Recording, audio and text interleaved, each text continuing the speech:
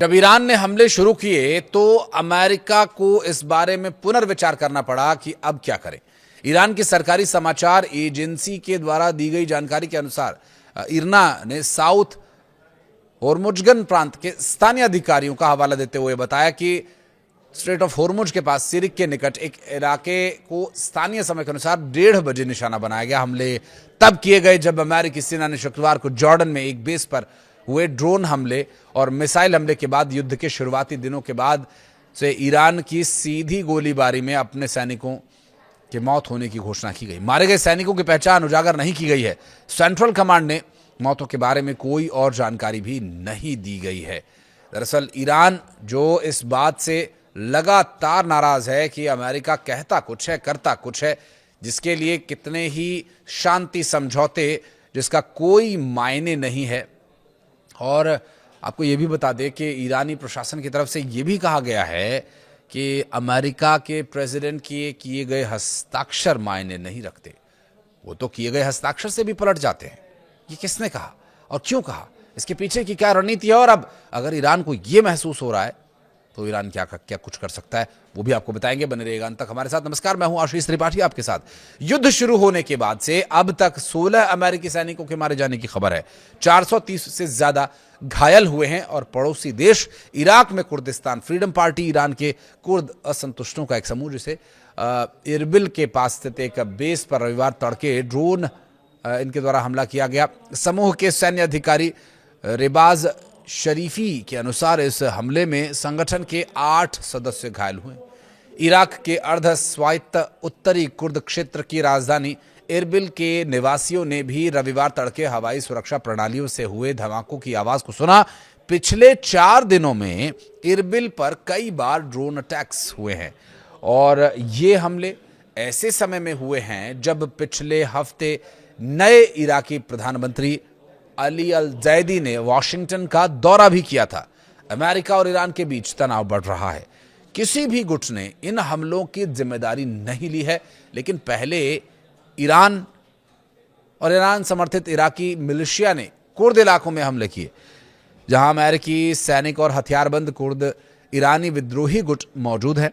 शनिवार को अमेरिका द्वारा सैनिकों की मौत की घोषणा किए जाने से कुछ मिनट पहले ईरान के सर्वोच्च नेता ने चेतावनी दी थी कि अगर इस्लामिक रिपब्लिक पर हमले जारी रखे गए अमेरिका के द्वारा तो उसे कभी न भूलने वाला सबक सिखाएंगे।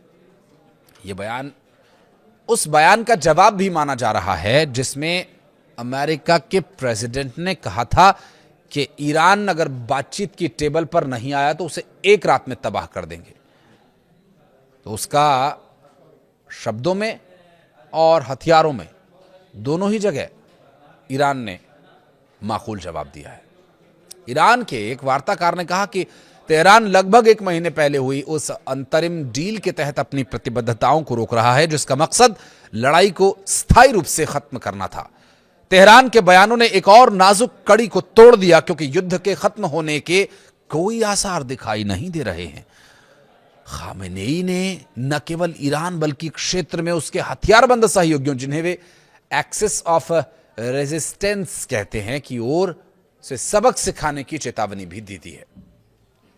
बढ़ते तनाव को देखते हुए अमेरिका ने दुनिया भर में यात्रा के लिए अलर्ट जारी किया हुआ है। यह लड़ाई स्ट्रेट ऑफ होर्मुज पर नियंत्रण को लेकर केंद्रित हो गई है।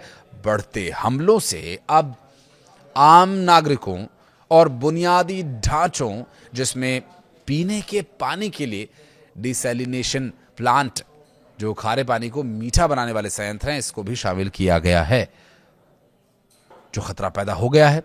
जबकि वैश्विक अर्थव्यवस्था भी एक बार फिर से अलर्ट पर है। ईरान के उप विदेश मंत्री काजेम गरीबाबादी ने सरकारी टीवी को यह बताया कि अमेरिका ने समझौते के तहत अपनी प्रतिबद्धताओं का उल्लंघन किया है और अब ईरान उन्हें लागू नहीं कर रहा है। मध्यस्थता की कोशिशों के बारे में कोई नई जानकारी नहीं है। अमेरिकी सैनिक की मौत का पिछला मामला एक हेलीकॉप्टर पायलट का था जो इसी महीने की शुरुआत में अरब सागर में दुर्घटनाग्रस्त हो गया था। युद्ध की शुरुआत में कुवैत के एक कमांड सेंटर पर ईरानी ड्रोन हमले में 6 सैनिक मारे गए थे। सऊदी अरब में एक बेस पर हमले के बाद एक सैनिक की मौत हो गई थी।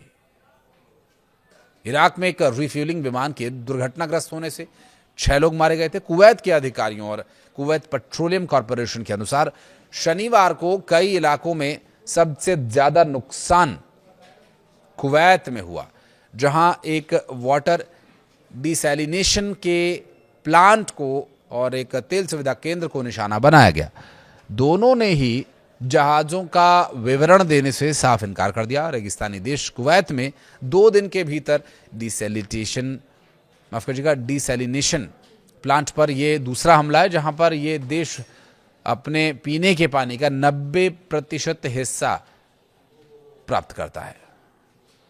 हमलों से तेल सुविधा केंद्रों पर कई लोग घायल हुए हैं और यहां डिसैलिनेशन प्लांट में आग तक लगी थी, जिससे कई बिजली उत्पादन इकाइयां बंद करनी पड़ी। कुवैत एयरफोर्स के अनुसार ईरानी हमलों ने 2 अन्य आग पर काबू पाने के दौरान कई दमकल कर्मचारियों और एक कर्मचारी के घायल होने की भी सामने आई थी बात। और मिसाइली हमलों के खतरों के चलते कुवैत ने कुछ समय के लिए अपना हवाई क्षेत्र भी बंद कर दिया था और कुवैत एयरबेस ने कहा कि वो राजधानी से आने जाने वाली ज्यादातर उड़ानों का समय बदल रहा है। और इस बीच इराक ने कहा कि इरबिल शहर के ऊपर हमलावर ड्रोन्स को मार गिराया गया। जॉर्डन की सरकारी समाचार एजेंसी पेट्रा ने कहा कि देश के वायु रक्षा प्रणालियों ने ईरानी मिसाइलों को मार गिराया था, जबकि सरकारों के अनुसार बहरीन में दिन भर, सऊदी अरब में सुबह कई बार हवाई हमलों के सायरन बजे।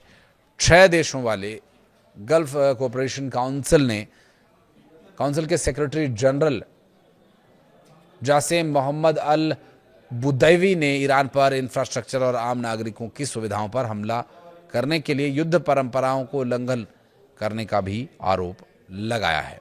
बहरहाल जो परिस्थितियां इस वक्त हैं दोनों ही देशों के बीच, उन्हें देखते हुए ये कह पाना कि ये युद्ध क्या निकट भविष्य में रुकेगा ये तो मुश्किल होगा। लेकिन जो ईरान ने हमला किया है, अमेरिका अपने नुकसान की सही जानकारी नहीं दे रहा है।